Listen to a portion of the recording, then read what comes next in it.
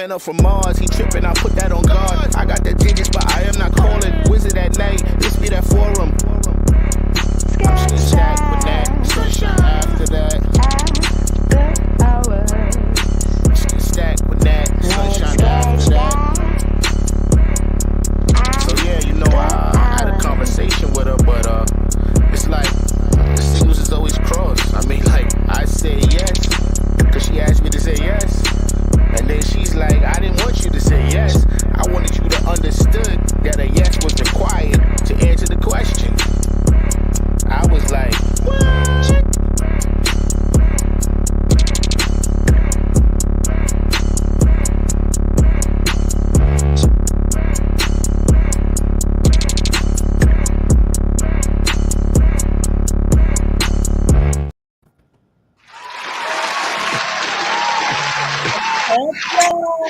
So what's up, people? Woo. Welcome to the spot. Okay. We're having technical whatever. Welcome to the spot, the Stacked After Hours spot. I am your host, Natalie Cosby, and welcome to the show for Grown Folks Talk. So tonight, first of all, I want to wish our producer, Montaigne Logic. I am your birthday. Happy belated. Yesterday was his birthday, and we can't do grown folks. So I want to say thank you for that. And tonight we are focusing on what everybody has been talking about this week in sports. Yes, the NBA finals are happening, but the WNBA has been the conversation around women, Black women, Caitlin Clark, her treatment and what should be done and how she should be treated, and is she the great white hope and all that shit. So tonight we're going to talk about it. So y'all get ready, get those fingertips loose. We want to hear your questions and comments on tonight's show. And here is how we keep it lit and enlightening. So let's get into it.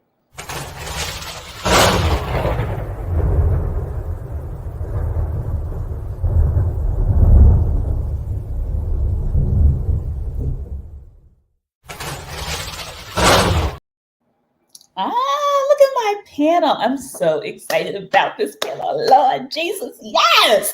I'm so excited. I have like my nephew, Alex Jones, who is I'm going to call you just a college basketball savant, especially with women. Byron Johnson. Welcome. We haven't had you on the show.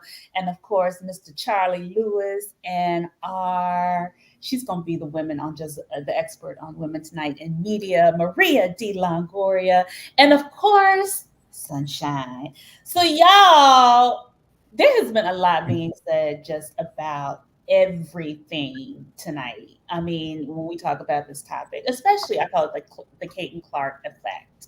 And I just think about the effect of what she has had on the sport and how it has just started to polarize around all these other issues. I really want to just start with that opening question. What has been her effect on the game across the board? I'm gonna start with Alex. About everything tonight. I mean, we talk about this topic, especially about the Caitlin Clark effect. And I just think about the effect of what she has had on the sport. It's just are we delayed? Rise around. I don't know. I'm sorry. It's Alex's mic. I'm sorry. It's his mic. I just figured that out. Okay. Well, I'll start with Charlie. Hey, everybody. What's going on, everybody? Good evening.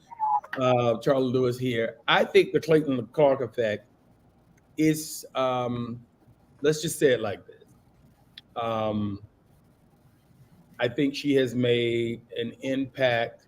The reason why she's made an impact on the sport is because, number one, she had a good scoring record in college. Mm-hmm. However, she did not win a championship in college.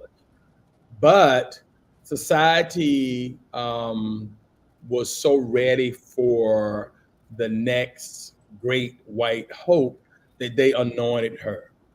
No matter what, all the people who came before her, Tarazi, Diana Taurasi, um, and Candace Parker, AJ Wilson. You can name so many, Maya Moore. There's so many other fabulous women who came out of Connecticut alone because, as everybody know, college sports, women basketball sports was, everybody know Connecticut, because Connecticut had the great teams for so many years. And then, of course, you had Tennessee, you have Don Staley at South Carolina, and you have Kim Mulkey at LSU. Um, and there are a number of other great coaches that are out there, and there are great players across the league. But Caitlin came at a time, I think, that women's sports in general, whether that be women's softball, whether that be soccer, um, and basketball was just the next sport up. Volleyball is very popular now. Lacrosse is even making inroads. And I just think with the culture today about how things are disseminated through social media, um, it gave highlight to the sport itself. Don Staley is a beast. She's a three-time champion now in college sports, and she happened to be playing against. She won the championship this year. So the conversation really should be centered around Don Staley in South Carolina. However, mainstream media is going with their media darlings, such as Caitlin Clark. And I think we'll get into it a little later about my thoughts on why I think Caitlin has been. I cannot wait for that one, Lord Jesus. Why she's been ignored. So that's my thought. You know what? I appreciate Charlie, because I feel like everybody has their thought around why. I mean, Byron, you were just saying when we were talking earlier about it, you had some things. You were just like, what is the issue? What was your thought? It's just as a brother who's been watching the game. Well, I mean, so I'm going to come at it from so I think a lot of you guys know my professional life. I'm in public relations, public affairs, and communications. So I'm going to come at it from a communications and marketing standpoint. I think a lot of what Charles said is incredibly valid. I think that there's another element too.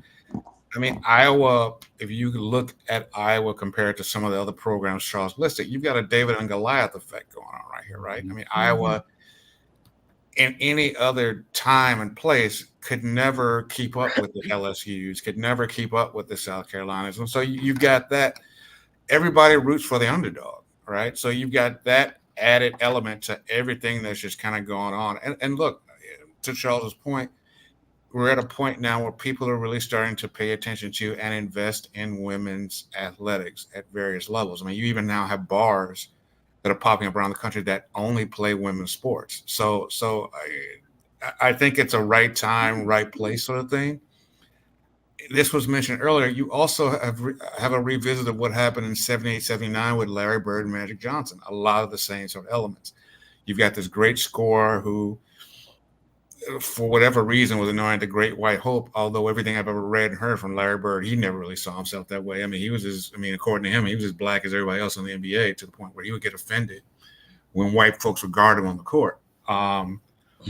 But you have that, I mean, people love to play, put a David versus Goliath, a Luke Skywalker versus a Darth Vader. And to that effect, and I know that we're going to talk about her later, Angel Reese, for better or for worse, has embraced that sort of Darth Vader aspect of this story that we're playing. I mean, even vocally saying it so. And so a part of me also sort of believes that, look, their teams, their people have gotten them together and say, look, we can make a lot of money off this. And I think that these are, in what may have started out as sort of an unconscious sort of alignment, has definitely, in my opinion, morphed into a very conscious sort of adoption of roles that people are playing to create hype and create attention, which ultimately creates money and ultimately benefits everyone that's associated with that league, which honestly hasn't turned a profit since it's been in its existence for almost 25 years now. So,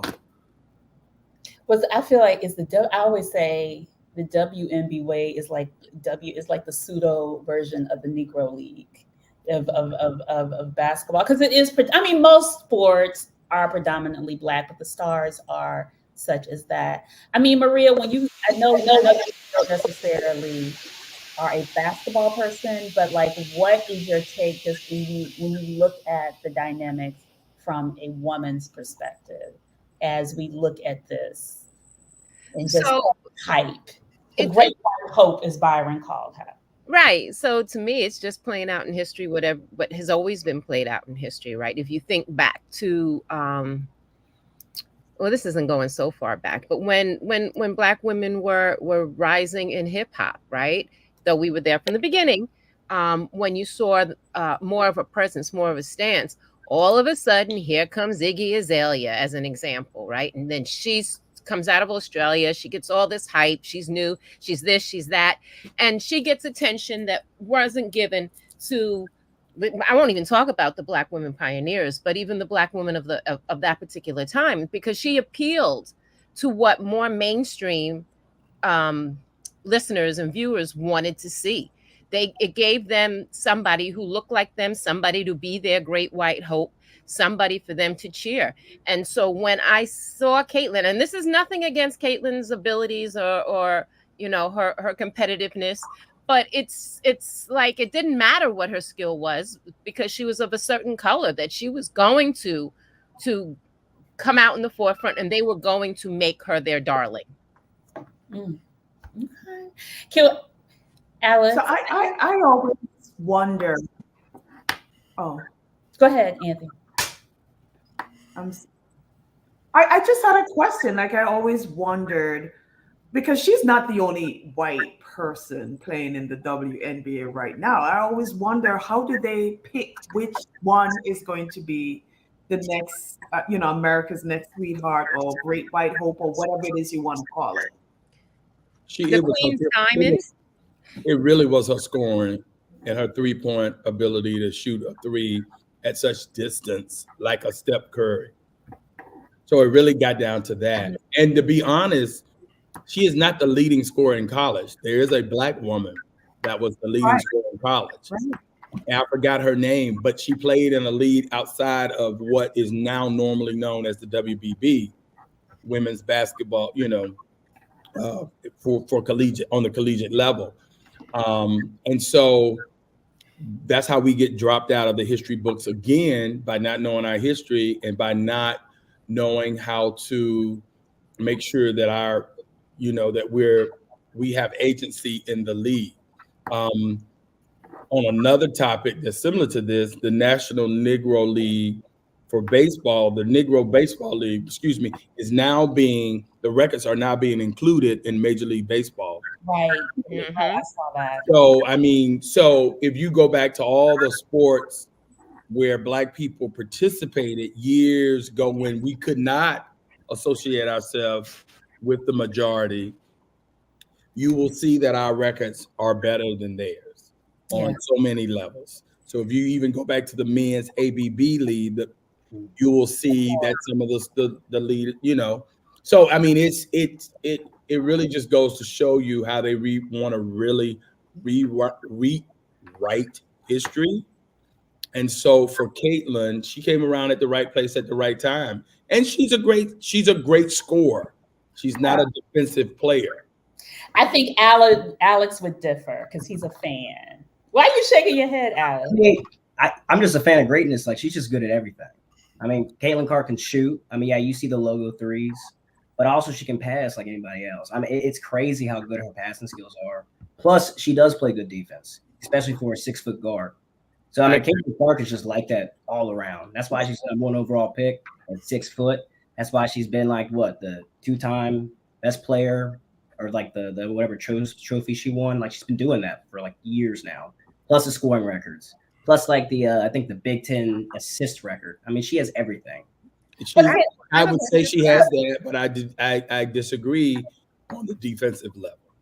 And Alex, it goes to show you right now that she is not playing defense based off of her scoring. I mean, her stats right now in the league. The bottom line is she's good for college, but she still has to catch up for the pros. Nobody is denouncing her that she's not a great player. Everybody is having an issue with how she is being placed on this pedestal above all the other players that are now in the league who are up for most valuable league play. I mean, MVP, most defensive player, and all of the things. So that was my question, and I'll admit, Natalie put it out there for me. I do not follow, particularly college basketball, that closely. Is she the best player? Are there Black players that are on her level or better that would deserve some attention? I think that are playing in the NBA. Yes, there are players that are better than her. And I think what is it? Is it Dina Taurasi was just like, she gonna have a rude awakening, and she has. Like, I think that is the thing. I think that what I find interesting is the polarization around her and her deemed of, I think some people have called her the GOAT, even though she hasn't won anything, or at least the great white hope. I'm going to give her that. I think the funny thing is like, she wasn't really popular, I feel like, until Angel Reese gave her life and created certain things to the public. No? Was she always popular? Byron, you're saying, yeah. I mean, and look, I'm going to preface this. I went to school in the Big Ten, so I mean, so there's, I was probably aware of her because I am a Big Ten alumni. But I mean, she was a popular player even before the sort of clash with Angel Reese and the whole ring thing and all those. I mean, the scoring ability put her on a level and on a trajectory that people were talking about her before then. Right. And I know that we talked about this earlier, but if we're talking about players who struggled their first year, Kobe Bryant struggled tremendously his first year in the NBA, in large part because people were sick of him, people trying to anoint him the next Michael Jordan. And a lot of it was done himself. Kobe was a very selfish player too. I mean, I remember games where dude would just chuck up air balls left and right. And folks would give him the side eye and whatever. And he evolved and he learned and he became the player that he was. And so I think you're gonna have those moments where people come into the league at any sport where they were sort of anointed at a college level, and they're gonna have the people who are currently there gunning for them playing. I think Ted once said some of these girls are playing like it's game 7 of the national championship game against Caitlin Clark. You're gonna have that, right? I mean, football, you're going to see that with old boy with the Bears now, Caleb Williams. I mean, folks are going to come in him. I mean, I think it's just the competitive nature of people in competitive environments, sports, politics, business, whatever. So, so to answer your question, yeah, she was kind of a name, but I think for people who paid attention to basketball. Right, for basketball heads, exactly. That's my whole point. Sort of elevated into sort of the pop culture consciousness, then it sort of took off and sort of has taken a life of its own. So. I think it's even caused, and I do want to, because I want to show this clip with Stephen A. and Monica Nett, because I think this kind of sums up even how the media has portrayed it and the divide that's going on. Go ahead, Montaigne.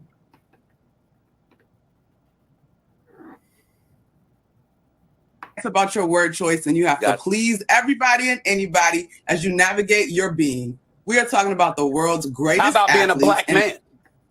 Being Black. Hold on 1 second.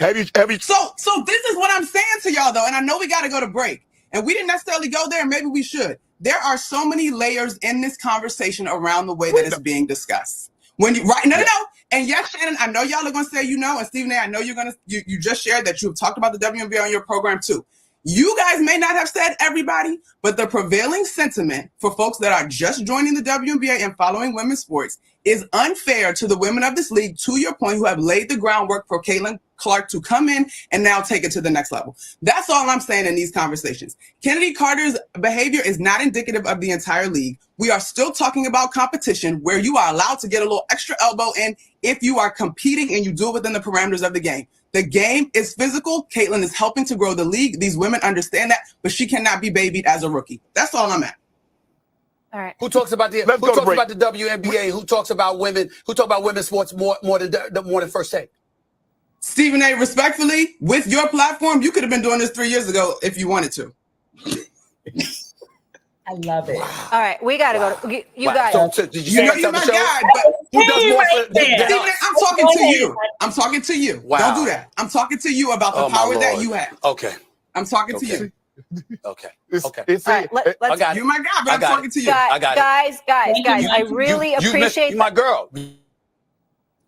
Yeah, she got in on that one because it was all true. It was facts. But Stephen A., to his credit, he has been one of the only ones that spoke about the WNBA, but not at the level that he probably could have. And what a lot of people probably need to know is that producers run the show and talk about what they're going to talk about that day, what's going to be the lead. So probably in meetings when he probably wanted to bring it up a little bit more, people probably downplayed it and was like, no, we're not going to talk about that. Nobody's interested in that. Whereas today, you now have all of this, what social media brings on ratings and all of this kind of stuff.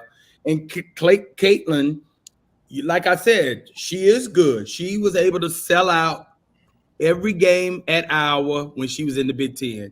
She sold out a stadium outside in Iowa in the Big Ten. And now she's selling out season tickets in Indiana for the Fever. So and other games when she's away. When she's away. Right. She has given the sport that notoriety that the sport needs. Right. Nobody. And this is how it gets messed up. Nobody is saying that she's not good. Everybody is just saying there are other players that have been out here doing it just like her and haven't gotten the attention. So can I say something? Because I want to ask this question, and I really do want my as people is like, it's because she's white. It's because, and not because she's not just white. She is a white, more womanly or feminine woman who has some grace on the court. I don't necessarily think she's attractive, but is attractive, and that makes Middle America feel comfortable and viewed and accepted. No, is that part of the narrative? Because there's other white players, as Anthea said, in the NBA. There are, but besides the grace, and I also asked this: will we be talking about Caitlin Clark like this if she was a Black woman or other? Well, so I guess, let me frame it this way. If you are the owner of the WNBA, or the owner, or if you're the commissioner of the WNBA, do you ask yourself, so what? Like, my league is finally doing the things that we thought it was going to do 25 years ago, and it's taken us to get there. And, right? Mm-hmm. A rising tide raises all ships. So, if you're finally America likes a good cat fight. Yeah, they do. Mm-hmm. And you got to have drama. Drama sells. Everything sells when you have a little feisty. But she fits all the pieces of the puzzle. Mm-hmm. I like the comment that somebody just said. Sue Bird had the same height when she came into the league, and Donna Taurasi had the same height when she came into the league. Mm-hmm. The big difference between them and Caitlin is social media. Exactly. Well, also old girl from Oregon, and I can never pronounce her name. Ayahuasca, whatever her name. she had a whole lot of hype coming 3 years ago, which is around the time that Monica chastised Stephen for the time for. To be fair, you had one or two names coming in at every draft class in the WNBA up until about 5 years ago. Then you started seeing multiple sort of name players coming in around that time. I mean, to be fair, nobody gave a shit about the WNBA until about 3 years ago. I agree with that. I agree because I did not watch it at all. Alex, I'm sorry. No, I was gonna say regardless. I mean, Cheryl Swoops, nobody can deny her great shit. Cheryl Miller. I mean, we're talking people who laid the ground, but nobody cared because it was basically Cheryl Swoops and Cheryl Miller playing against high schoolers. If we're doing comparative talent levels, it was a grown woman against little girls. Nobody cared. I remember going to my first WM. Oh, I'm sorry. Go ahead, Anthea. No, I just wanted to know if it's probably also about the look as well, too. I mean, that's what I was. That's what I was saying. I think she's a feminine, whatever. It could be. It could be. No, I think it plays into that. I mean, let's be real. Let's sugarcoat this. The bottom line is when Brittany Griner got caught with weed going to Russia, hemp or going to Russia, and she got caught. People, if you want to really think about the comparison, think about what people said about her and why are we going after that man?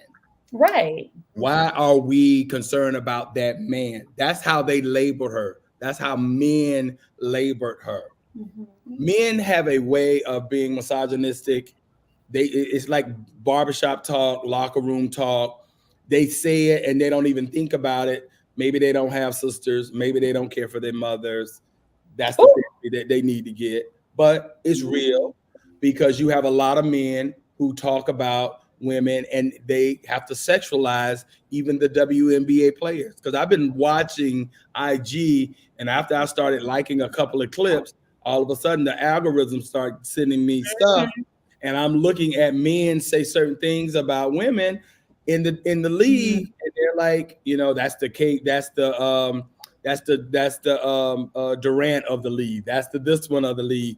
It was a clip that showed up, and a young lady had on her fashion piece, and he was like, "She a ASAP Rocky of the league," So it's stuff like that. And then you have Angel Reese, who's feminine, who comes up and she presents herself very well and very ladylike. You got men falling over her, but not to the same thing or the same effect as Caitlyn. And I think the bottom line is Caitlyn is she hits all the parameters for white people.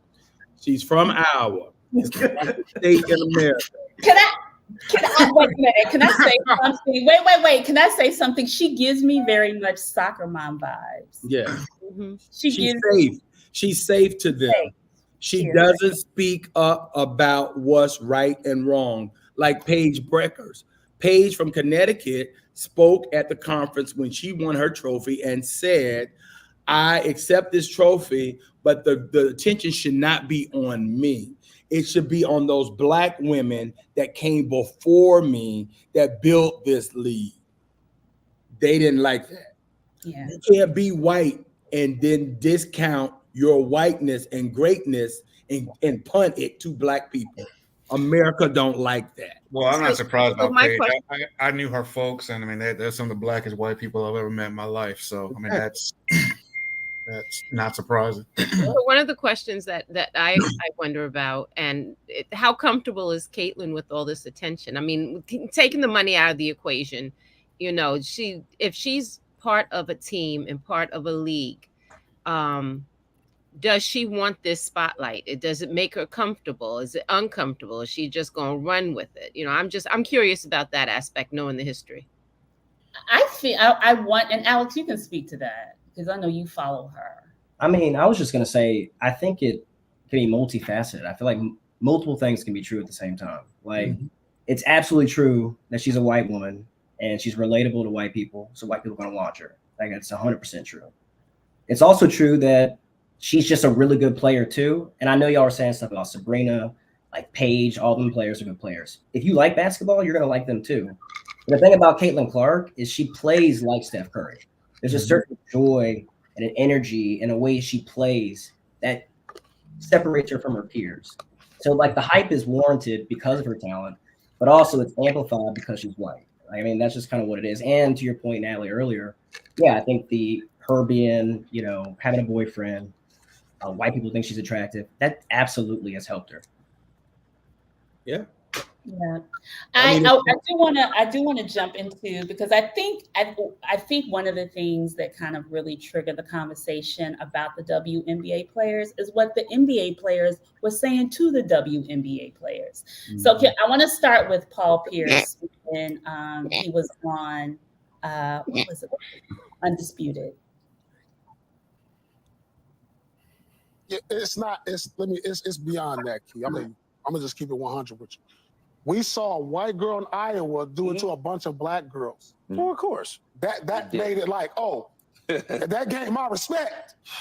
That gained my respect. I hear you. That's like, oh, she didn't do this to some other little white girls that was over here in Colorado, wherever. She did it to some girls from LSU who we thought was some dogs. Defending champs. And put them on their knee and spanked them.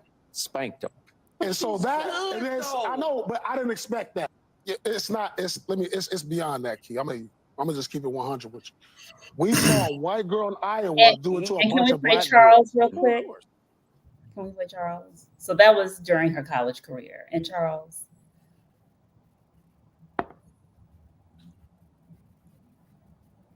I think. You women out there, y'all petty, man. Hey, LeBron, you're 100% right on these girls hating on Caitlin Clark. Y'all petty girls. I expect men to be petty because we're the most insecure group in the world. Oh, you are. Y'all should be thanking that girl for getting y'all ass private charters, all the money and visibility she bringing to the WNBA. Don't be petty like dudes. Listen, what she's accomplished, give her flowers. Stop being petty, all you women out there. She got y'all ass charters. She bringing all y'all this money to the table, but y'all being petty like dudes. LeBron, you are 100% right. Y'all girls, stop being petty. Caitlin Clark, thank you for bringing all that money and shine to the WNBA. Well, they're gonna hate you. And there's that. You showed two of the clips from the two most.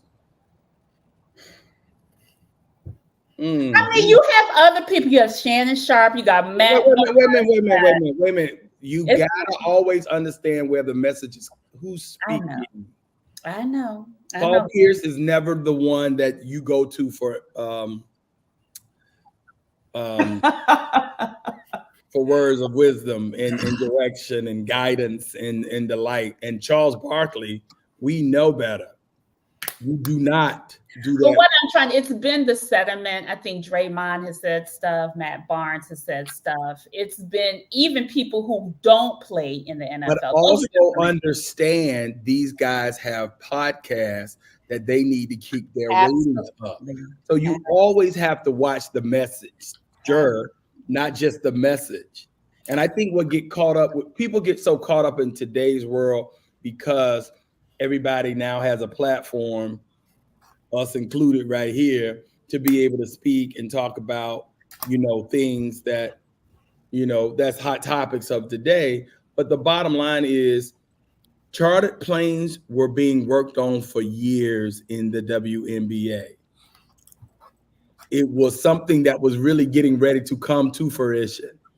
And then here comes Caitlin. And so, wow, now it's like she's riding the boat. And the women aren't petty.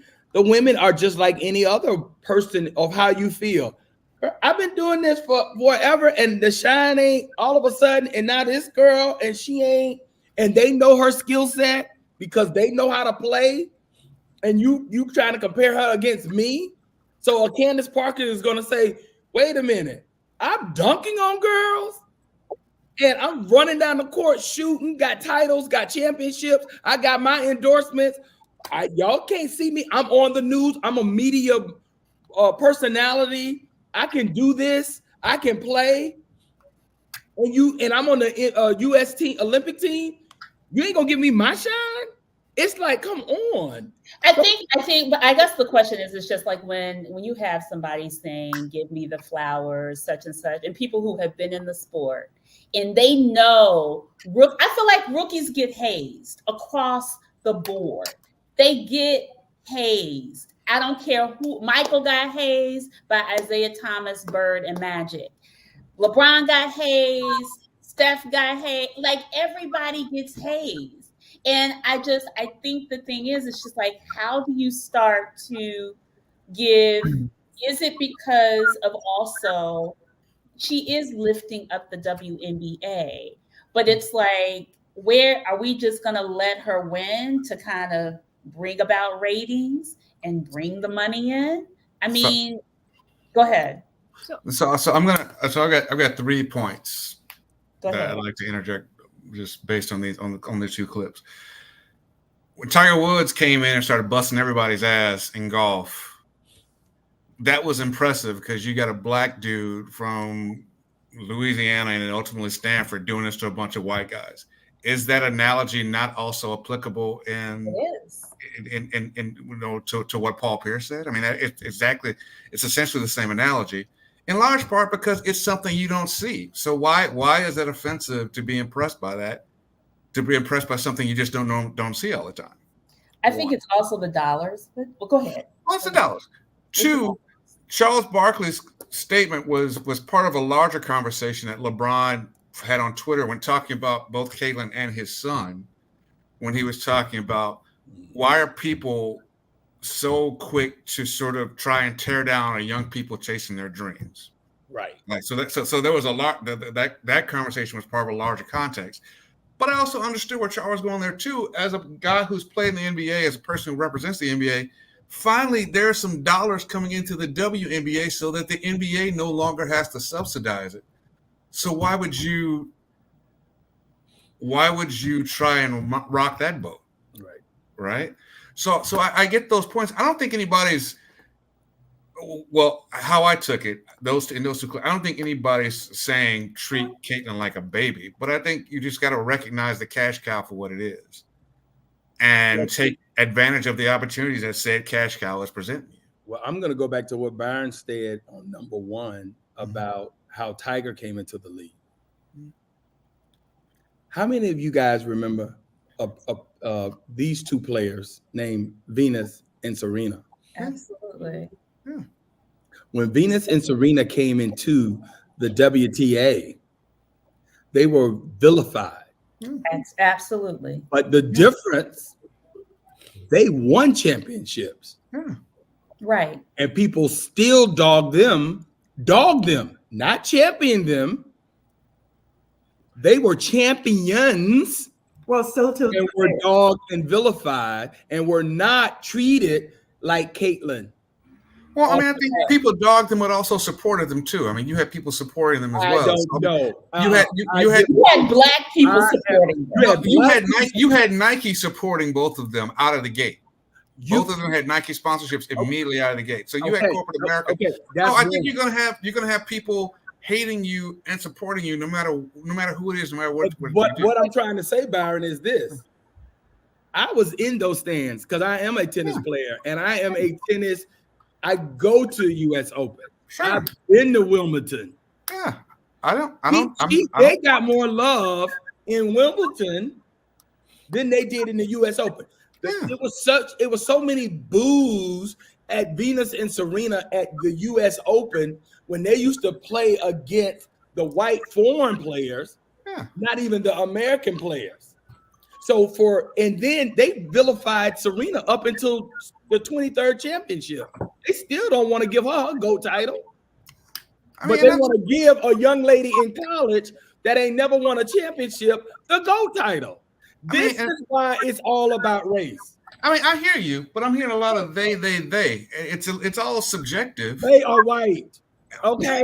And that they are also, it's also more of them. We are only 13% of the population in the United States. Facts. So I think by the sheer volumes, if we're gonna cut, it's just gonna be loud. But why do you care about what other people think of you? Why can't you be empowered by your own sort of self, who you are? Like, why do you need outside validation? But that's not the question at hand.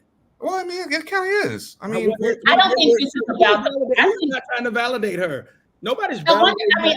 Right. I think people are saying that she's great. Black people are saying that Caitlyn is good. What we are saying, what Black people are saying, is like, okay, pipe it down a little bit. Can she win a championship? Can she help a team get from being on the bottom to the top? I think there are two conversations going on.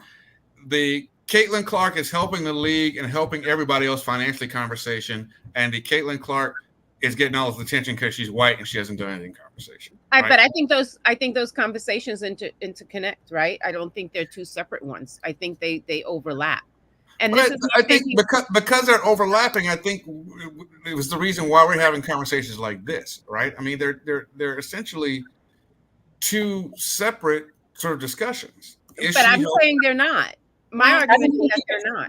Well, I mean, I respectfully disagree, but I'm just saying. I mean, but the fact that they are mingled is the reason we and others are having these conversations, and I don't think it does anybody involved a service. Angel Reese, other WNBA players. I just don't think it does anybody. It doesn't do anybody a service. I think they're two totally separate conversations. The service that is being done is that the WNBA is now something that you can watch as opposed to not watching baseball. I mean, I'll be honest, I still can't watch it. It's not the same. It's not the NBA. It's not the NBA. But the bottom line is now when you know more players and you're getting more familiar with the players, you could tend to, if a game came on, it's just like soccer, of how soccer came in to the United States. Yeah. Nobody in the beginning started watching soccer. Nobody watched it. But then your kids started playing it. And then if you're a father or a mother, you started taking your kids to practice. And then you started playing. And now when you look at the leagues, they're building stadiums across America, soccer stadiums exclusively for the sport. And I was just about to say, if I'm ever lucky to have a daughter, I mean, she now has something that she can, sort of relate to. And I think that's a wonderful thing. Look, I went to my first go ahead, Maria. I went to my first WNBA game in maybe 99,000. There may have been 50 people in the Garden, maybe. Right. That's when I watched mine. That was only because I was dating one of the players. I mean, so I kind of had to go. Yeah, I went. My niece was an intern, so my cousin was an intern, so I went. So I guess I think my next question is just like when we talk about sports and politics and it being polarizing and race and all that other stuff, I wonder, is it something? I know the rivalry I think is actually healthy, especially between her and Angel Reese. Like somebody said, is it the modern day Larry Bird and Magic? Does it, and will that generate things, and will it continue? And what if she is not successful? Like, what if she does not? How does that play out in the narrative? Is it is the narrative like this because she's not winning? Well, I mean, if she doesn't win, then she gets kicked out, but you still have the economic sort of wave that she created, so it still benefits the entire league. That's the point that I was saying. I think it should be. I mean, it's all about. I mean, in my opinion, it's all about what she, and to whatever degree, Angel Reese and what's old girl from Stanford that plays for the LA Sparks, whatever. I mean, it's sort of the attention that they've all brought in. So, I mean, you've got three people to choose from, and in terms of sort of if Caitlyn falls, you've got two other alternatives. Well, I don't look at the game for Caitlyn. I look at the game for Angel Reese. Because to me, first and foremost, I'm going to protect Black women at all costs anyway. So my whole thing is I like Angel Reese's game. I like also what's the Brazilian girl that's the center? The 7 foot tall young lady. Yeah. I love her game too. Camilla, I think it's Camilla, something like that. The one that played at South Carolina? Yeah. Yeah, thank you. I love her game too. I like a lot of those women games because I think they're just good precision shooters. They got it. They understand it. I've been watching basketball women basketball for quite some time, and I really, really, really enjoy it. So when you look at college ball today, the difference today. Oh, this is the other reason why I think it is caught up, because of the NIL deals with men. You have the one and done or 2 years in college for guys, and then they go to the pros. And so you don't even really know. Before, you used to know Kentucky was going to be a team that had a good 1, 2, or 3 year run, or Duke would have a run, 2 or 3 years. You don't know that anymore because you can't even keep up with these college players. So then that averted everybody to women's basketball, and then they developed a fan base, and you could keep track with them for 4 years. So then you could develop your notoriety. A player could have notoriety around them, and that is what also happened. And I think that was the perfect storm. Well, there's also this element of women's sports that you don't get with men's. Women's sports, there's more of a personal interaction with the fans because there are smaller numbers in the arena, typically, right? And there are some outliers, but usually a player can have a personal interaction with a fan in real time at a college, at a women's college event. And so I think that absolutely sort of adds on to everything that you've layered on to, Charles, in terms of sort of now you're seeing this sort of explosion of sort of awareness and to a degree popularity in women's college sports. Yeah, absolutely. Charlie, I think you were talking about Cordosa. Go ahead, Maria. And then I want to get Alex's point of view here because we do have a millennial. So I want to, because he is part of Caitlin's. I guess she's a little younger, but go ahead. I just kind of wanted to ask this question or just throw something out there maybe for discussion. And it's about the villainization of Angela Reese and maybe I don't know what you call it, the angelization of Caitlin Clark. Because that's something I think that's really present that folks aren't talking about. And there's a whole lot of history behind that. I think there's a whole lot of things that people are missing. Can we, Maria, can we pause on that? Sure. Because I pulled a clip from Joy from The View? The readout? Oh, the readout, correct. No, not Joy Reid. Not Joy Reid, the other Joy. From The View? Breyer. Joy Bryant. Joy Bryant. Another one. Another Joy. Let's go ahead, Montaigne, because she talks about this.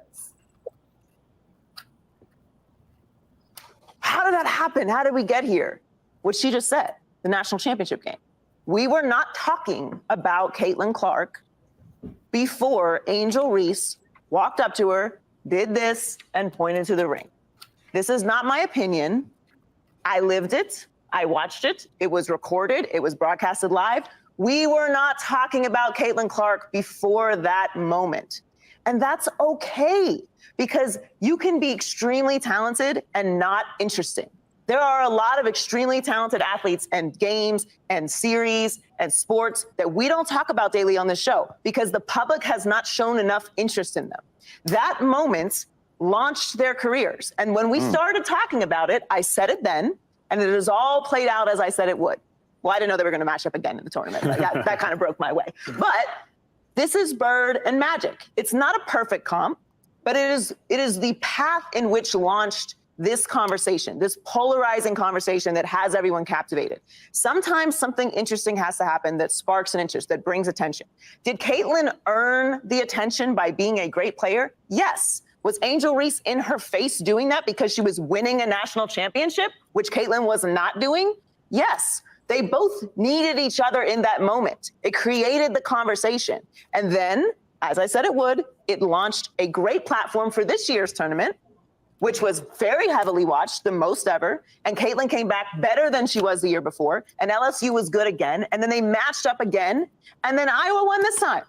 And then they both went into the draft, and now they are both in the WNBA, and we care about both of these players. There are a lot of people that care about Angel Reese. That doesn't mean she's as good as Caitlin Clark. It also doesn't mean that what she's saying is not true, because multiple things can be true at the same time. Everything in life is not existing in a vacuum. Just because she said this does not mean that Caitlin Clark is not great and that people are not watching because Caitlin Clark is great.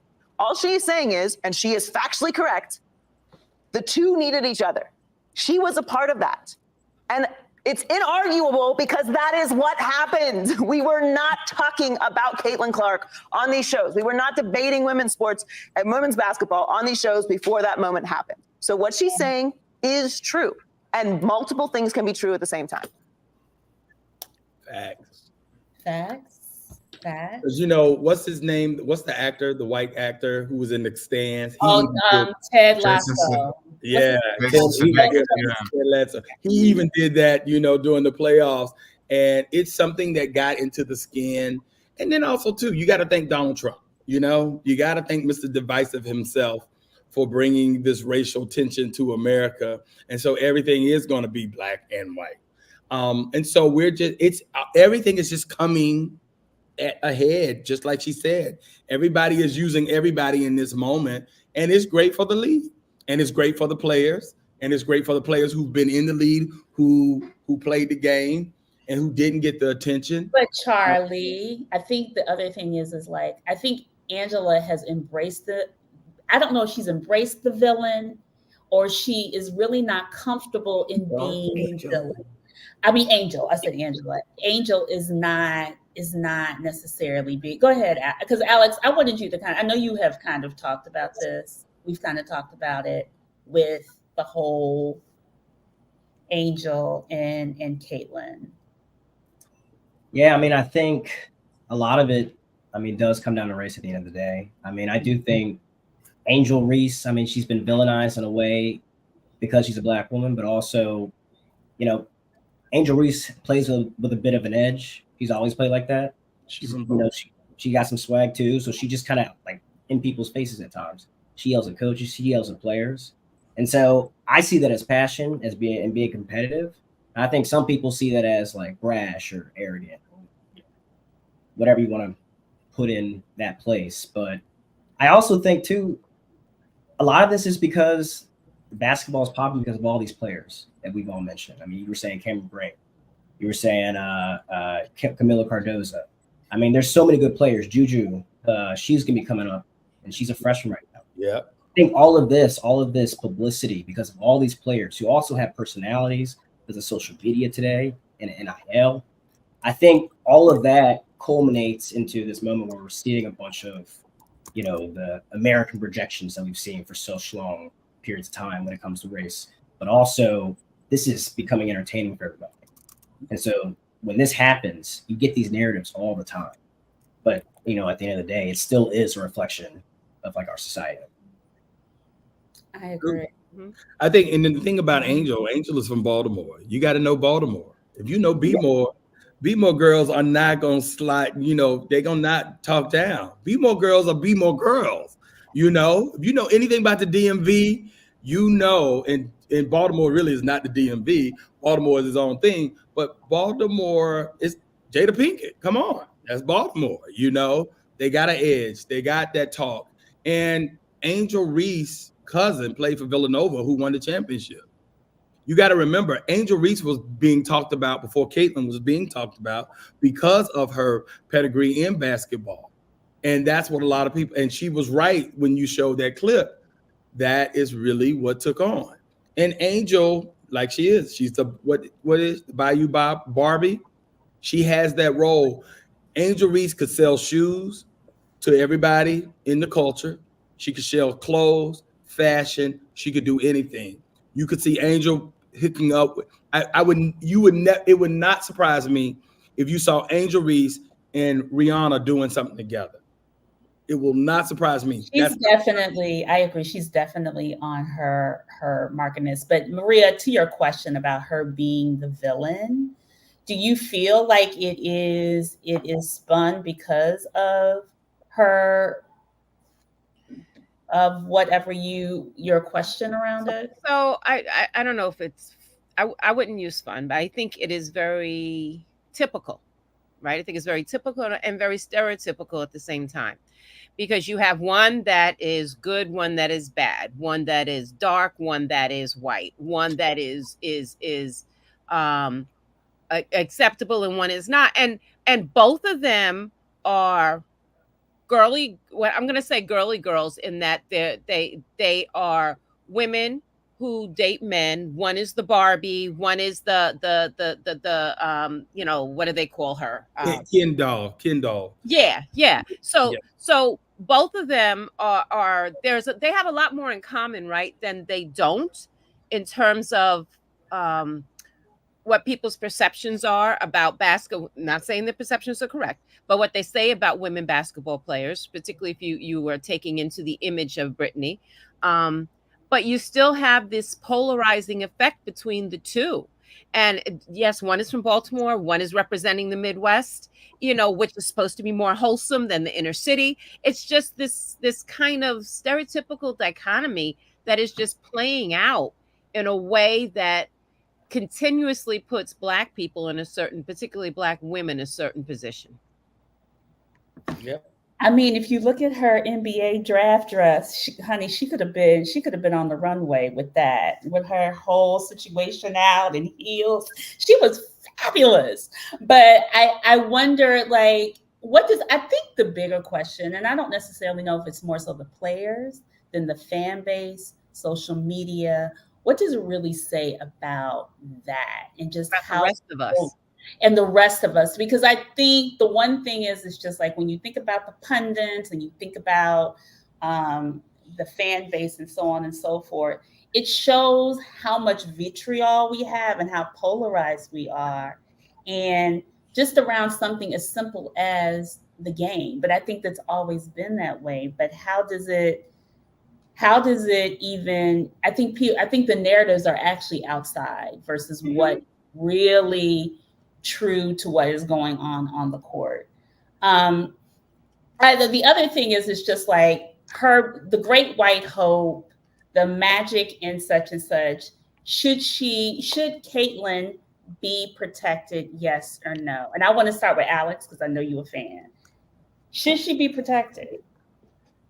I mean, I don't know. I mean, I just want Caitlyn to compete. I mean, I love sports. So for me, watching Caitlyn, I just want her to just grind and do the best she can and just play how she plays. And if she gets beat by other people, it's not going to make me feel like, oh, Caitlyn needs to be protected. Or if Caitlyn gets a hard foul, oh, she needs to be protected. Because they're competitors at the end of the day. That's their profession. That's what they're like getting paid to do. So for me, like, do I want Caitlyn to get hurt? No, absolutely not. Caitlyn's fun to watch. She is good for the brand of basketball. She brings a lot of money to the WNBA. That's just a fact. But also at the same time, you know, what's great about watching this game, any sport, is that they compete. And so for me, I want Caitlyn to do the best, but at the same time, like, I do understand that she's, you know, a cash cow for the WNBA. But protected from whom and by whom? I think it's the fan base. I think all this vitriol, all this, like, even with the hard flagrant foul that happened, or whatever was happening even before. Like, I think the problem is like people don't feel like her brand is being protected, or maybe she's not necessarily safe on the court.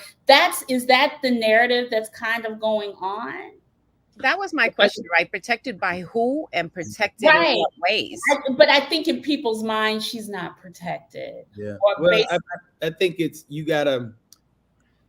I think it's so funny when you say that, because I mean, if somebody else was complaining and she was whining a little bit, you know, they would tell LeBron, shut it up and entertain us. Just play the game, right? They would tell Angela that too. Yeah.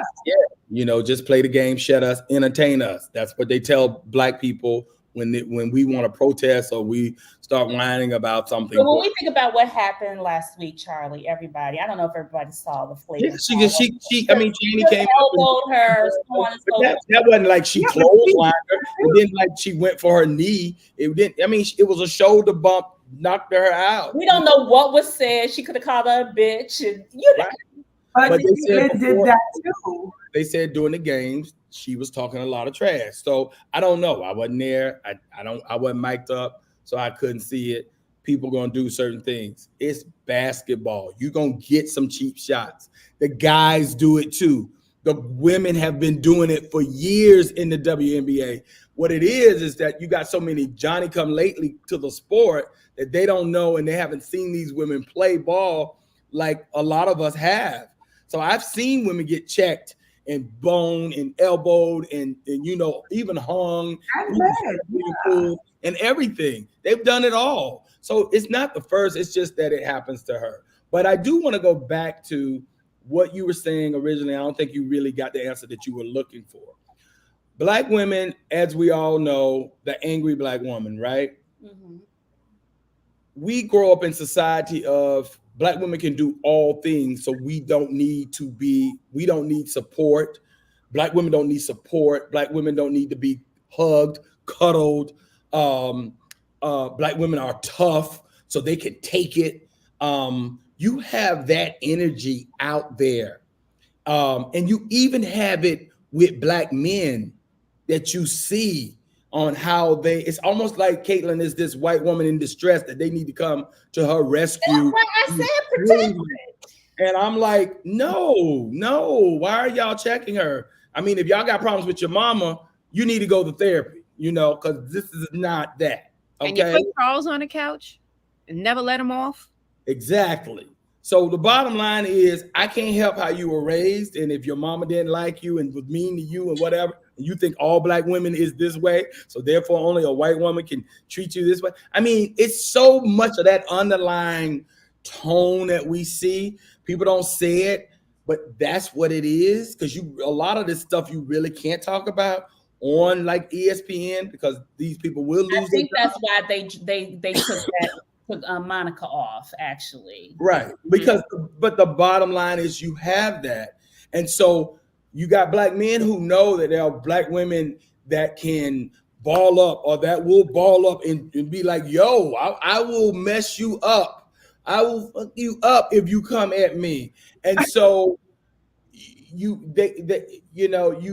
sometimes you can get some of those Black men to think that all Black women are that way. And it's just about your environment, how you're raised. We're not monolithic as a people.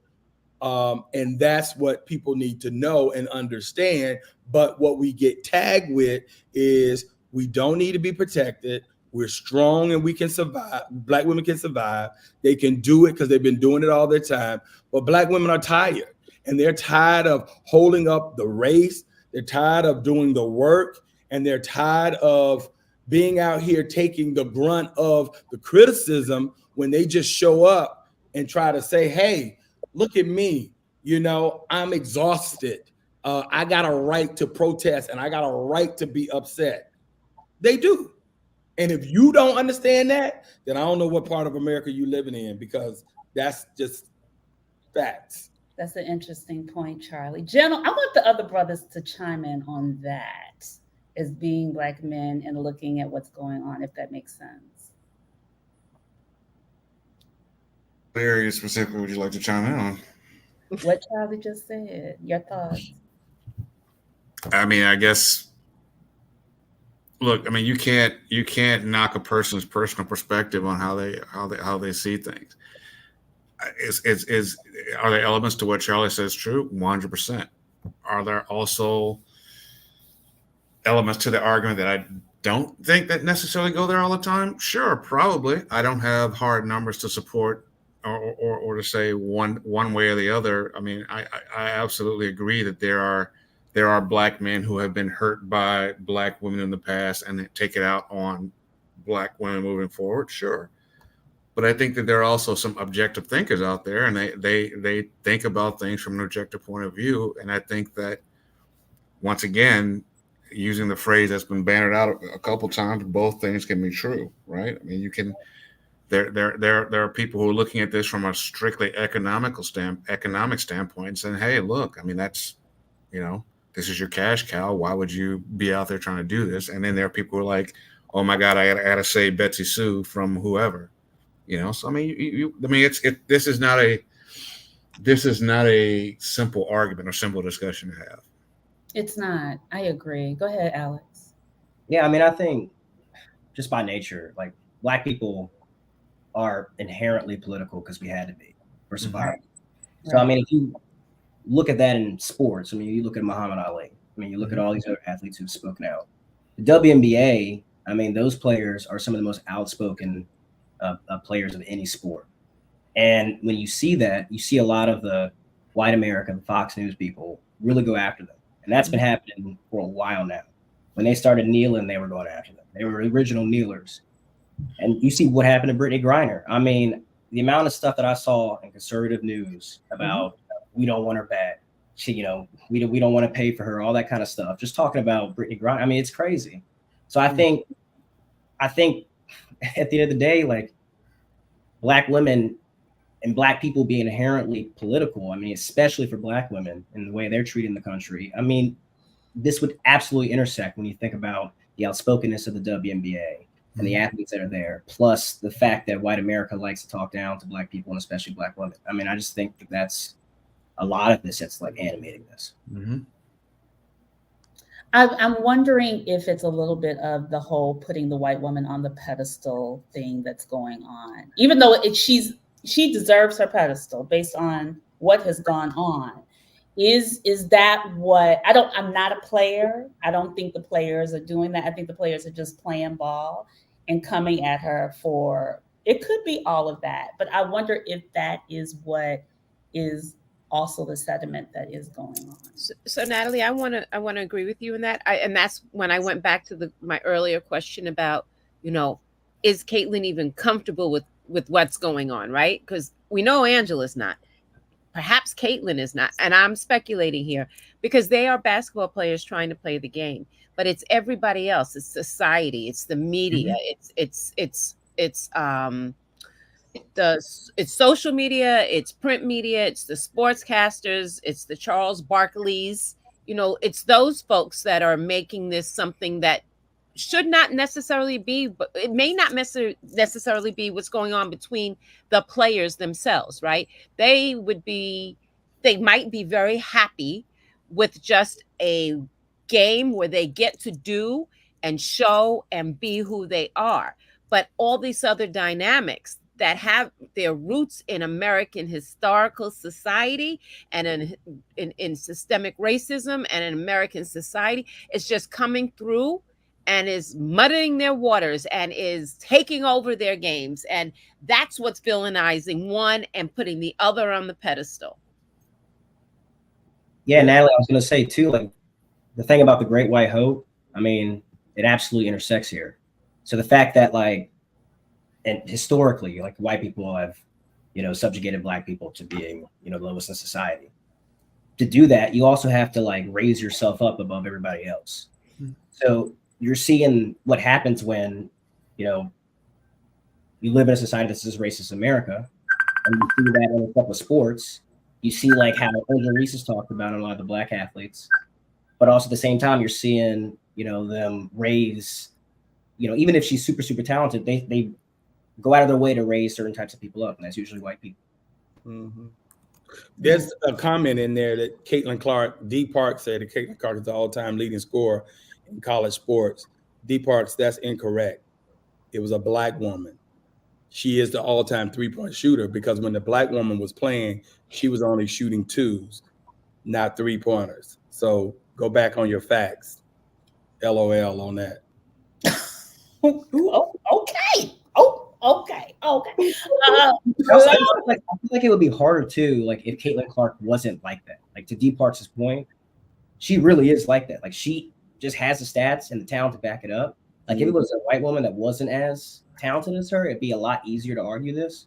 Caitlin Clark is just like that, so it's hard too. She balling. The girl is balling. I don't think Caitlin. I think also too. I think her agent has told her, "Do not speak against it. Keep your money train going."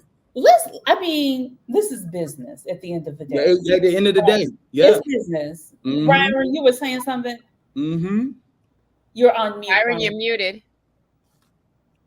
Okay, so I want to go back to the point of sort of the angel and the villain sort of discussion.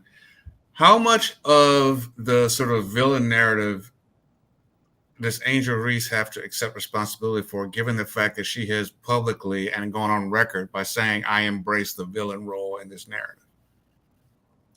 I think she should, if she wants to embrace. She said she embraced it. Correct. Yeah. She embraced the label they gave her. Well, I mean, she's saying I think the direct quote was, "I will be the villain if it That's what you brings butts in the seats." Yeah. If that's what you want me to be, right? Because they already put it there. Yeah, I mean, the bottom line is they're gonna always be first, right? I think you need. My thing is like I think her being the villain is not necessarily a bad thing. No, yeah, I don't think so either. Yeah, I don't think it's a bad thing. Not in this context. No, I mean, I think. Mm-hmm. I mean, I think it does the thing it's supposed to do that we're talking about. It drives attention to. Right. Every star is going to be a villain. I mean, Patrick Mahomes, when he first started winning, everybody loved him. Yeah. They used to love Travis Kelce a lot more too, and now people, as he's dating Taylor Swift, Patrick Mahomes is continuously winning. I see a lot of negative stuff about him. He was villainized this year. Like that's just kind of the ebb and flow of sports media. People started hating on Jordan by the end of his title run. I mean, because nobody could beat him. People hate Notre Dame.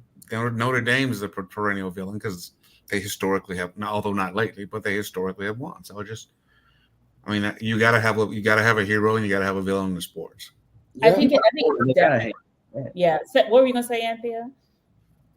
I mean, I was gonna say like I love the villains, especially back in the day when basketball was more physical than it was, when Barkley and all of them was playing and hurting people. That was when basketball was fun. So I don't mind a little contact in the sport now. Well, that was the Rucker versus now, which is AAU ball. So you got sons, great players, sons now coming into the league that are, it's just a whole nother. They protected to a little bit. I was gonna say they're a little softer. They look nice. How they got in the. Let's talk about how some of them got in the league too. So yeah, the daddies. It's the daddies. But I don't know if y'all saw the clip with the how the league used to be and what the league is today. So they had like images of Karl Malone and David Robinson and the Knicks player, I forgot his name, that was big, big and Charles Oakley, right, and Anthony Mason, and then they showed today Wemby and the guy, the 7-footer at Oklahoma, OKC, and how skinny they are and everything like that. That's just the ebb and flow of the game. And I think right now what you see is that people want new things, right? And this is the next thing up. And so women's sports, next one up, WNBA, what we're going to get, what are we seeing? And it's the right time at the right place.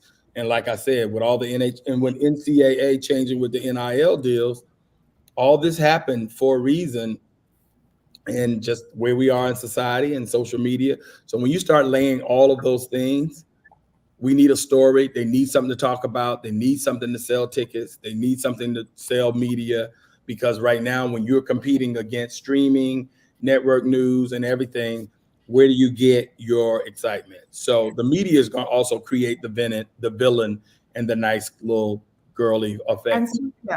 I think TikTok, everybody, all the fans. Yeah.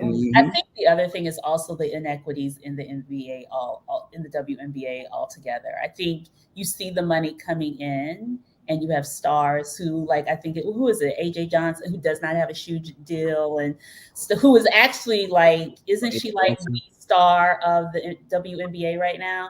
So I think it's all of those things too that are also kind of coming into play when you see certain things. Like, why don't I have a shoe deal and I've been playing and I've won championships, but this girl is coming in making $28 million, which is I love the NIL because I feel like college players have been exploited for eons. So it's about damn time. But I guess my question is just like the inequities, and will this rectify itself over time? Do you guys think? Oh yeah, it'll play out. I mean, because at the end of the day, you're watching the sport, we're talking about it. Everybody's gonna now look at a game or two. You probably didn't in the past. You're gonna learn three or four new players. Then you're gonna go to college next year and you're gonna look at Juju. You're going to look at Flau'jae at LSU. You're going to look at Paige Beckers at Connecticut. You're going to look at some of these players around the league, and you're going to say, who's up next? And what are we doing? And it is just going to continue to grow and continue to grow and continue to grow. So it's and then the Olympics is coming up too. So you're going to watch that a little bit more and pay a little bit more attention. So it's just a matter of, it's so much information coming at us. It's about picking your poison on what you want to, go with. Anthea, I know we had some conversation in our group, and we were going to read some of the comments that we got, because it was a debate. Byron was going at it. I was like, ouch. But I want to, if you could share some of just pick one that kind of stood out to you that you thought was. From the question of the day or from the group? We can start with the question of the day, and then we could go. Okay, let me just cue it up. Sorry. I'm sorry. I just it's okay. It's okay. The question of the day is what makes the WNBA so polarizing? I think that was the question of the day. And so, I think before it was women. It was the women that society couldn't get behind. Women who are, unfortunately, we're in a place where women were not. When the WNBA, you had a lot of women who were lesbians, and so that took a hold. It was not the sport that you could see yourself playing, or it was not the sport that men could see their daughters playing. Yeah. And you have to take consideration of a lot of men about that, and how men feel about that. And then, of course, like I say, we are in a polarizing environment again with all the trans stuff going on, and how trans took over a conversation of how trans women are taking over the sport of women. So people they conflate the issues together, and they can't say one is the other. So that is a problem. I misspoke. The question was, what is making Caitlin Clark so polarizing? Sorry, not actually the WNBA, but one and the same. Anthony, same thing. Yeah, I mean, it's I'm looking. Okay, she's looking. I also wonder as what does this say about society and sports and our power of how we direct narratives? What's the real question? What's that question? I said, what does it say about society and sports and the power of the fan base and social media? It says we're easily manipulated.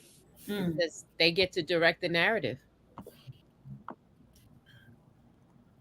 Well, it comes back to I raised this quote in the text thread this morning from Men in Black. I mean, individuals are smart and people are stupid, right? I mean, people in these group settings don't utilize their rational sort of thinking and look at things from a critical point of view. They just go along with the mob, and the mob is usually wrong and directed by someone with, who's also wrong, and people just don't stop to think about the shit that they say or type or anymore. They just spout and regurgitate what the next person said, or the next person that looks like them said, right? No one takes the time to really think about things anymore.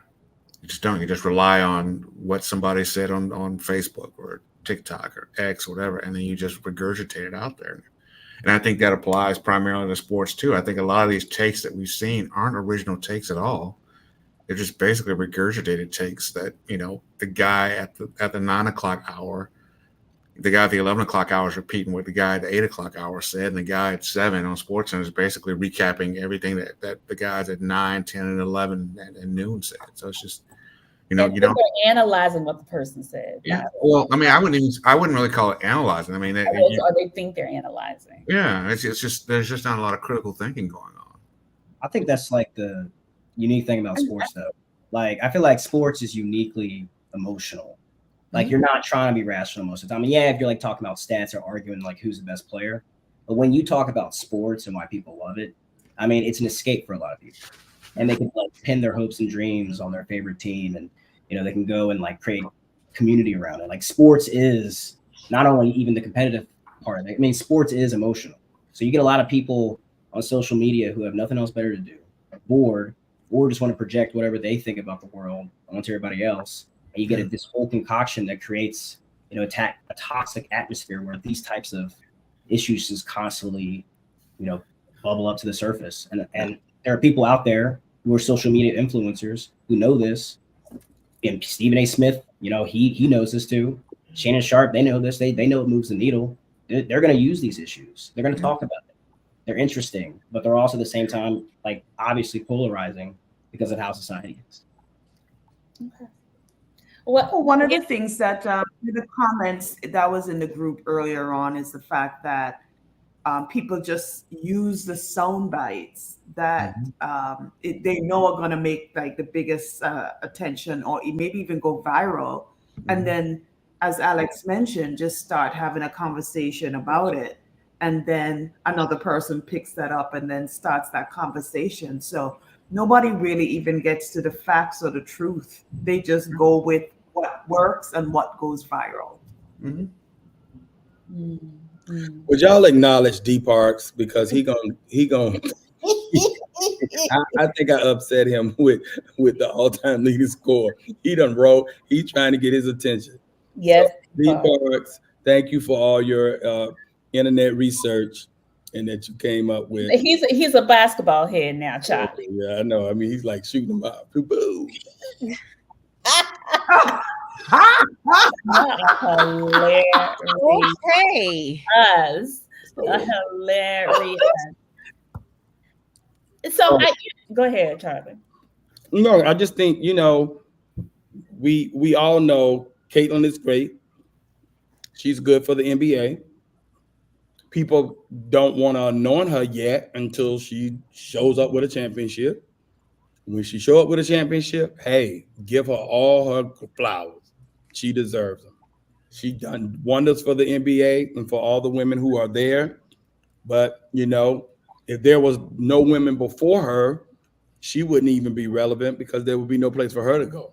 So bottom line is all those women that came before her set the groundwork for her to come in and to be able to excel and to do great things and to take the lead to another height. And the bottom line is, if it's really the conversation should be around the inequity of the pay that the women are receiving. That's the conversation that we should be having.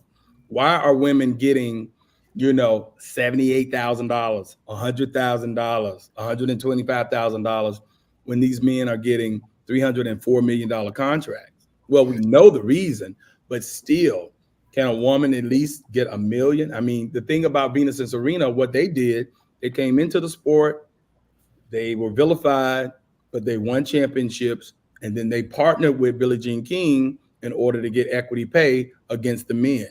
So when a woman at when the men win a $2 million check at the US Open, the women are winning a $2 million check at the US Open. But isn't it also what is drawing the crowds and the number of games they play and all? Does that not factor into? Oh, yeah, no, I mean, a lot of it factors in because they don't play 82 games like the men, and they play in the summer league because in the winter, when the guys are playing here, they're in Russia and in trying to make more money, or making more money, because that's why Brittany Garner got caught going to Russia to play.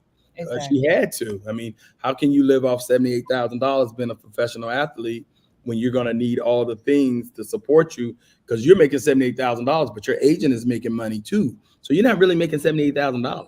You know what I'm saying? Because they said, I think somebody said the average salary is just under $148. Go ahead, Anthea. Can I just say something that's going to be really controversial? I ain't going to see no WNBA game. I don't want to see them. I want to see men's basketball. That's it. No, that's fair. That's not controversial. I'm not a fan. I watch it. Let me say this. I watched the championship because I wanted to see what the hype was about. I actually like Juju. That's my favorite player. Yeah, I like Juju. Juju is good. She gonna be the boss. Juju is the one that you're gonna be hearing about. I'm a little. Unfortunately, I am. I've always been a little biased from my own, just my attention span to watch it. So Anthea, it ain't controversial. I think a lot of people are like that. But what? Okay, answer this question. As a woman, what sport do you watch? That women play in. I watch women's tennis. Okay. I'll watch football. You'll watch what? I watch football. Okay. And I watch both. I'm getting into soccer. I wasn't raised on soccer. I'm talking about American football. But I'm getting. Are you talking about women's sports or men's or any sport? He said what sports in general, right, Charlie? Well, in general. Just in general. Like what as a woman, what do you like to? You say you would never watch a WNBA game. What sports do you watch? I watch basketball. No, I would watch a WNBA game, but I'm just not, clamoring to buy tickets. Like if everybody said we're gonna go to a WNBA final game, I'll be like, all right, I'll go. But I'm not like, ooh, we gotta go. No, I'm just trying to look at the perspective of women versus men. Like what's drawing you in? What sports draw you in? Why are you a fan? Why aren't you a fan? Like what motivates you around sports? Are you a sports fan?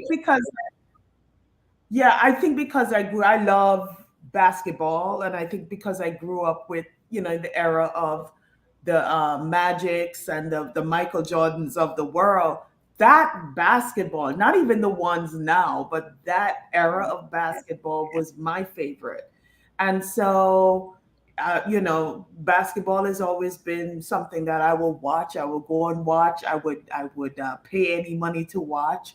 Football, I'm not so much into, but if the crowd is going, I'll go along because I don't understand it. It's just men with a ball running around doing stupidness with it.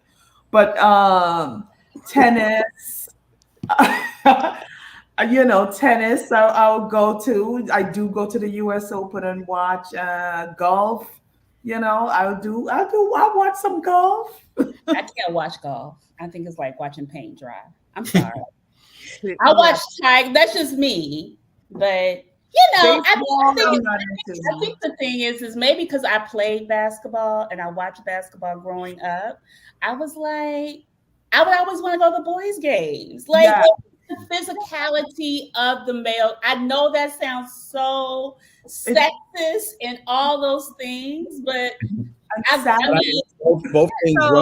both things run true.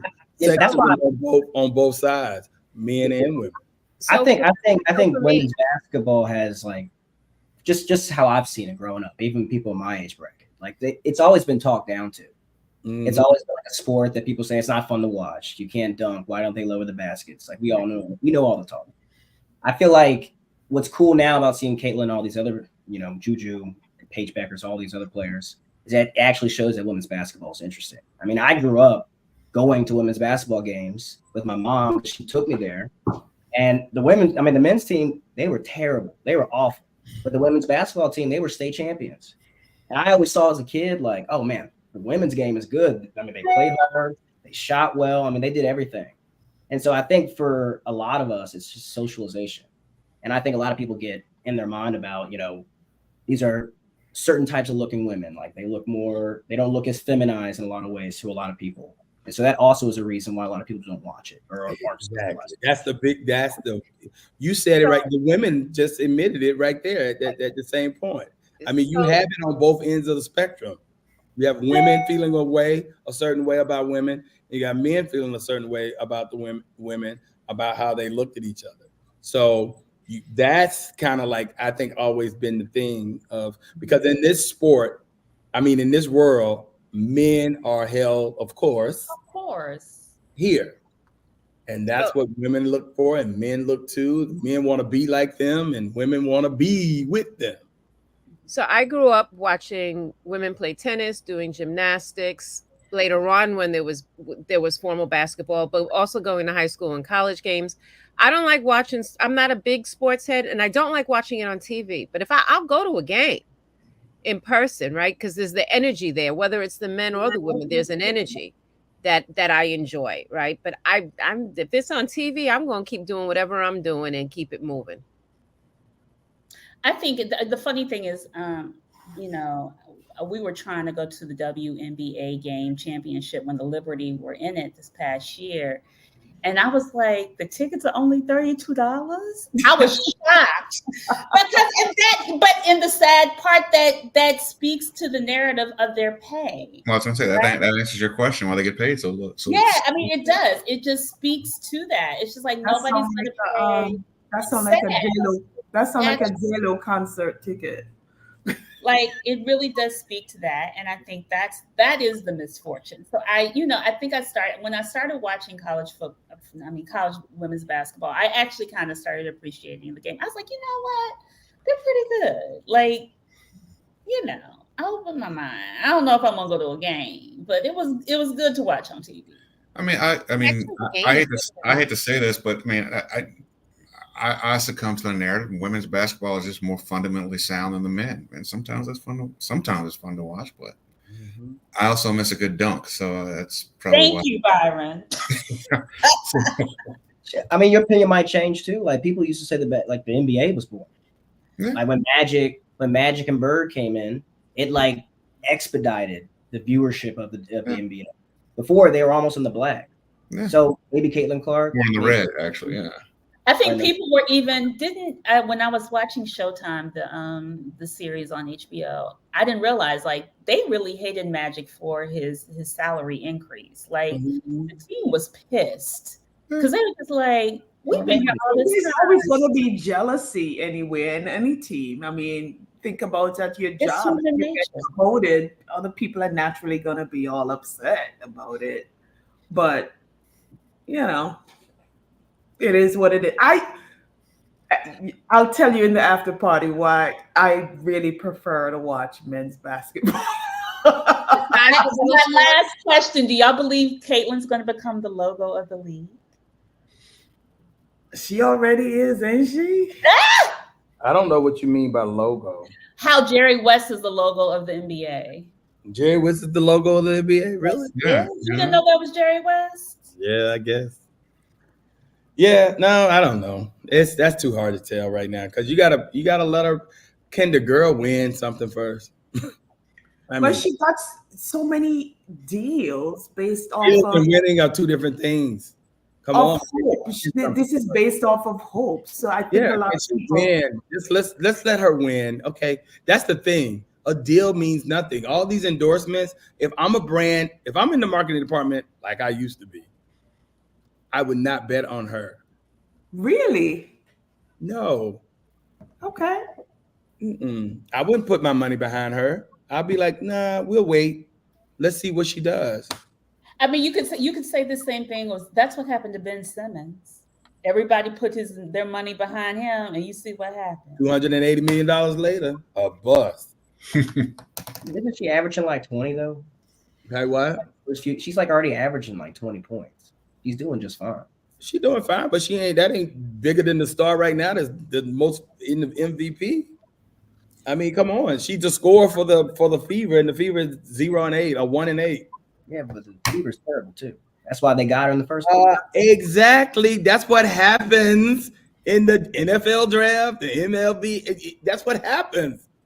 So I'm saying that Caitlin Clark, I mean, like to your point, if she dominates and you combine that with her like marketability, yeah, of course she could be the one. I mean, she could. But right now, she ain't did nothing ever. Bro, win a game, win a championship. Come on, give me something. I think if she gets to the point where she is the person, then yeah, they'll put her on in a heartbeat.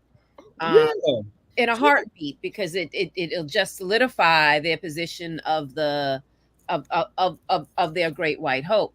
Not questioning her talent, right? Not questioning her talent at all. I just think it'll just be such a great transition, and they'll be so happy, and it'll be like rah rah rah.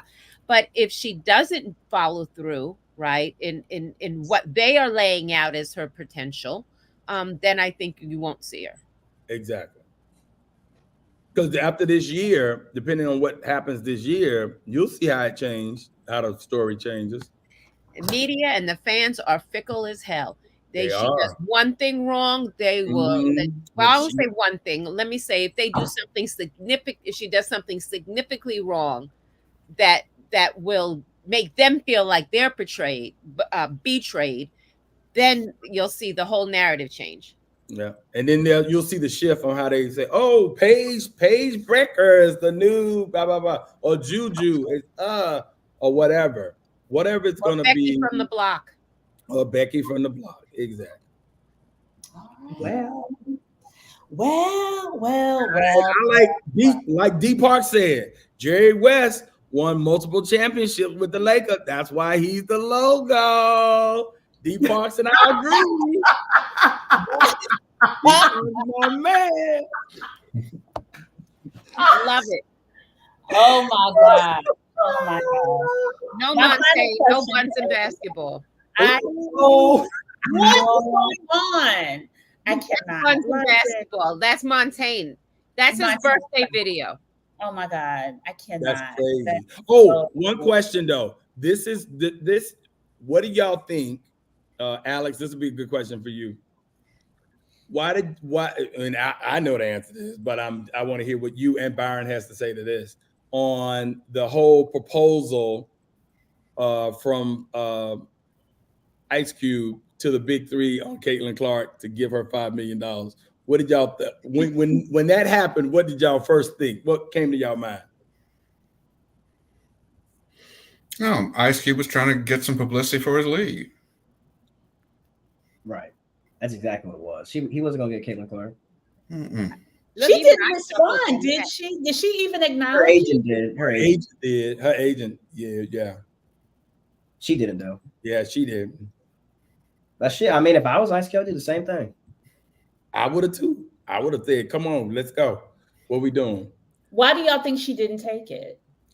Well, she got her ass destroyed playing against grown ass men. You know, I mean, and they, like the women, they would go out of their way to show that, you know, the hype wasn't all that real. I mean, physically, she could take that from the women, one would presume. There's no way she could take that from 6'8", 6'9", grown ass men. It would be a slaughter out there. No, it's because she wants to win championships. I mean, that's what that too. Yeah. The seriousness of actually playing a professional sport. Like the Big Three, no one's watching that on ESPN. No one cares about the Big Three. So she's actually trying to do something with her career. Right. The biggest thing that y'all have to understand that Caitlin is really going through right now is that as a player and as great as you are deemed, if you don't win a title, you don't feel good. So she's beating herself up, or she will feel even bad to herself because you could be great, but you want to win, you know? And at the end of the day, she's going to try her hardest to either get traded or be on the team and get this team up and be like, yo, y'all got to give me some help or whatever the case may be, because you don't want to be known as the greatest scorer, but well, how many championships did you win? That's not an accomplishment. You got to win a title somewhere in there. I think I wonder if she, and this has always been my thing, I was like, if she does stay with Indiana and they get her some help and she's able to carry them to a championship, it will be, I'm not going to call it Jordan-esque because Anthea will give me the side eye, but it will be Steph-esque a little bit. India, they've never won, but I feel like because of her style of play, it would be interesting to see if she stays or goes. Right. Well, the bottom line is you want to win, and that we'll see how long the hype goes, you know, because we'll be in football season pretty soon. It's a short season. It is. It's a short season because the country has a short attention span for women's basketball. But look, it's 35 games that go real quick, so you'll be very fast. Yeah, very, very fast. All right, y'all. Well, this was interesting. Any final thoughts about this before we go? Any final words? Nothing. I think we exhausted this. I think we beat that. Byron. Not to say good chat. It's a good conversation. It was interesting. It was. It really, really, really, really was. We have my final word is Michael Jordan will always be the best there is. Alex, who would you recommend to watch besides Caitlin if people want to? Aja Wilson, she's the MVP. I mean, if you want to go college, Juju. Kentucky's got a new player that's like a point guard. I mean, there's a lot of players out there. Paige Beckers, we said. So it depends if you want to watch pro, college. Okay.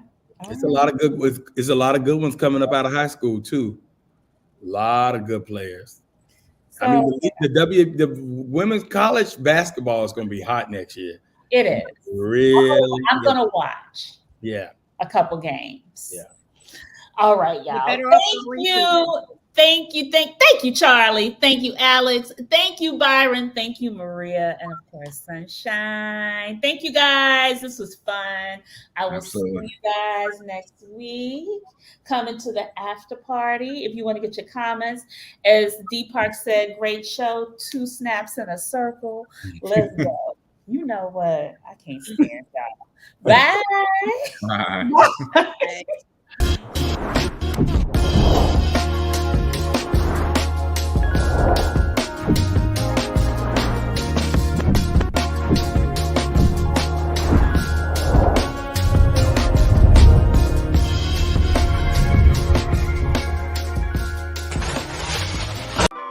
Join Stacked After Hours, The Spot, where grown men and women gather to have candid, also honest discussions about the state of life, love, and more. The Spot is a hybrid of in-person and weekly virtual gatherings. Join our Facebook group and answer our daily questions. Subscribe to our YouTube for our weekly live talk shows and join us on Zoom for our talk show after parties for lively conversations with other opinionated, grown and sexy professionals. Just search, like, follow, and subscribe to Stack After Hours on Facebook groups and YouTube. Also like and follow our brand pages at Be Stacked Wellness on Facebook and IG. So wherever you are, at home or abroad, pull out your laptop, tablet, or smartphone and join in the conversation with the members of Stacked After Hours. The Spot by Be Stacked Wellness. See you there. As you know, and if you are new to the Stacked family, we always keep our conversations lit and enlightening.